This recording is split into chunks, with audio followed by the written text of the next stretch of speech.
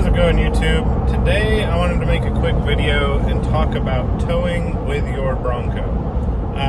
Right now I have behind me an 18-foot ski and fish boat. It's a Glastron. We've owned it for years. It is fairly heavy for not a huge boat. It can fit 8 people.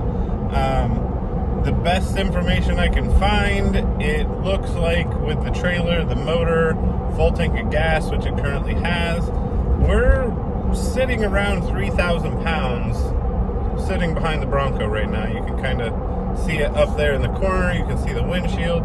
I'm just taking it in to get some maintenance, but I do use the Bronco a fair amount to tow our boat. So I just wanted to kind of touch on that, what my experiences have been, what it's like to tow with the Bronco, so on and so forth.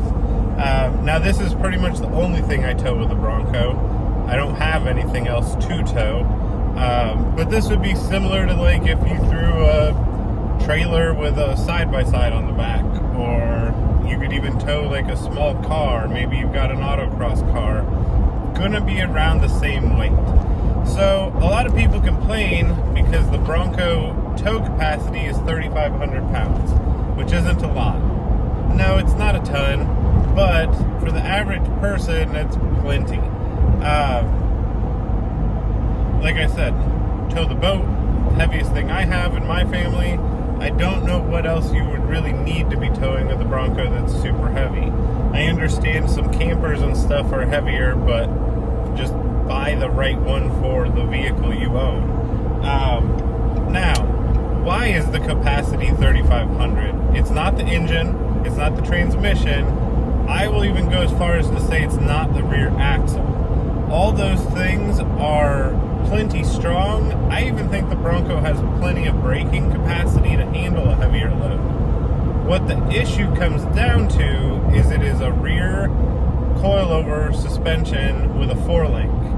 So that is your limiting factor. Right now, and I'll get out in a second, the Bronco has a decent amount of squat to it. It's factory Sasquatch suspension with a 2-inch zone off-road lift on it. So my truck does sit up a little bit over factory. But I put this boat on there, and it's probably around the 350 pound tongue weight capacity, and the Bronco squats. Now, in my experiences towing, you would rather have a little bit of squat versus no squat, and the trailer be heavier above the axle, because that is what causes a lot of sway and things like that. Overall, I mean, right now I am going 70 down the interstate. It's very windy here, and I'm able to handle and drive very safely and fine with the Bronco, with the boat behind it. That being said, you don't want to sit there and change your trailer around and make it too light on the tongue. That will cause more problems for you towing than it will benefit you. So a little bit of squat is okay. That helps. You want some weight on the vehicle. Gas mileage wise, you're not going to get great gas mileage. It's going to decrease sufficiently. I was getting 15 and I'm currently getting 14.1. Hopefully you can see that. Now I'm going downhill. So, whoops. So it's going to decrease sufficiently. That's just part of it. You're not going to get great gas mileage in a Bronco anyway. They have the capability to get around 20 if you're really babying it, but towing something heavier, I would expect you're going to be 8 to 12-ish on a typical day. We have towed this on long trips with the Bronco, and I got around 12 to 13, going 300 miles with the boat behind me. So that is to be expected. I feel like you need to use really conscious and really think about your decisions about what you're going to tow with a vehicle like this. It has a tow capacity, it has a decent tow capacity, but this is not a tow pig. If you want to haul a heavy camper, if you want to haul, I don't know, 2 side-by-sides, 4 four-wheelers, stuff like that, this is probably not the best vehicle for that. You are going to want a Ranger, you're going to want an F-150, a Silverado, things of that nature. This is an SUV built for four-wheeling. It's not built to bring your entire homestead with you. Now that sucks for some people because maybe you can't afford multiple vehicles, or maybe your heart's set on the Bronco, but it's just not a tow pig. So that's definitely something to consider if you're wanting a Bronco, if you're in the Bronco world. This is just not going to be your everyday tow vehicle. Now, overall, there's plenty of acceleration though. Like I said, I have no problem with braking. It can handle it. It can handle sitting around the max limit. Do you want to go over the max limit? 100% no. In no situation should you be towing 3,600 pounds.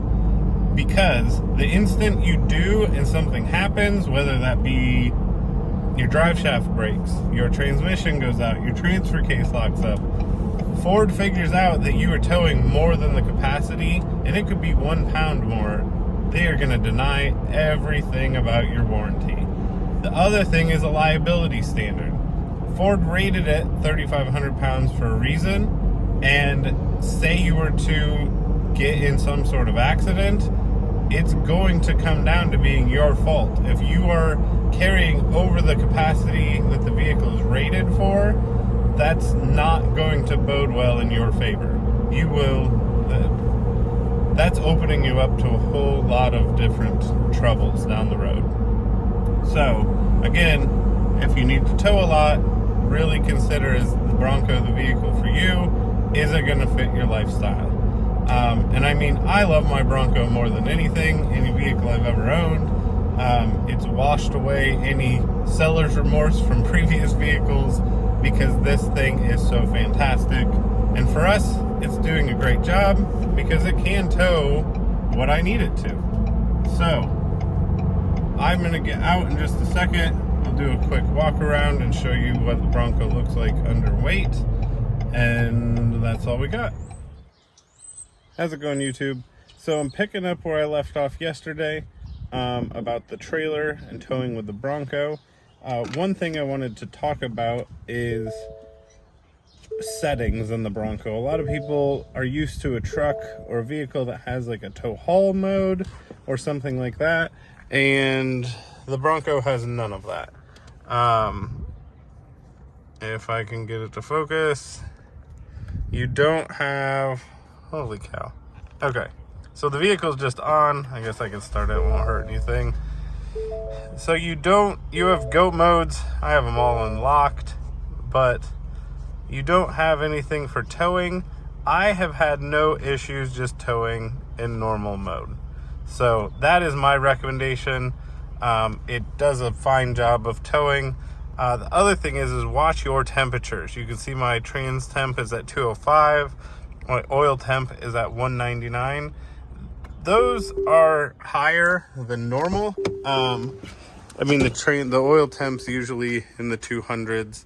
But anyway, I don't know why this won't focus. There we go. So I have the boat on, and you can see that it is sagging a little bit. I know I'm not perfectly flat, but you do have more clearance up front than you do in the back.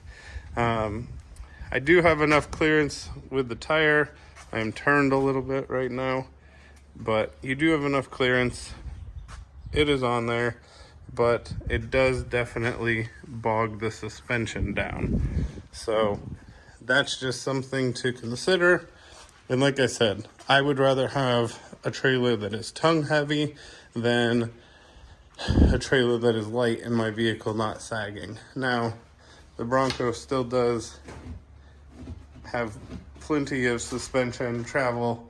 So the ride by no means is rough or anything. It just sits down on the back a little bit. So these are my opinions, kind of my experience with towing. Overall, I'm very pleased with it. I mean, this is not a huge boat, but it does a great job for me and my family. But again, it's around 3,000 pounds. It has a pretty big gas tank. It has like a 25-gallon gas tank. So when that's full, that's a lot of weight, and it's all at the back of the boat. The motor is fairly heavy, hanging off the back again. So it's kind of a different situation than what a lot of people will experience. But overall, the Bronco does great for this. I would not want to tow a lot heavier than this though. So just something to keep in mind if you're out there considering a Bronco. So as always, don't forget to like and subscribe, and thanks everyone for watching.